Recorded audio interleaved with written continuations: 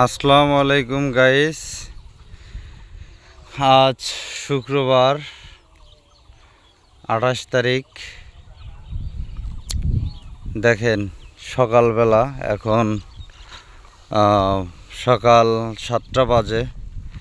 দেখেন আমার গরুগুলো 7টি শাহিয়াল বকনা বাচ্চা দেখেন কত সুন্দর করে খাচ্ছে। আর এই যে সাদা ব্রাহ্মা, সে অনেক মজা করে খাচ্ছে এবং সবার আগে সে হলো এই দলের হলো প্রধান। সে যেভাবে কমান্ড দেয় বাকিগুলো সেভাবেই আসলে চলাফেরা করে। এই দেখেন সে আগে আগে কত সুন্দর করে খাচ্ছে। দেখেন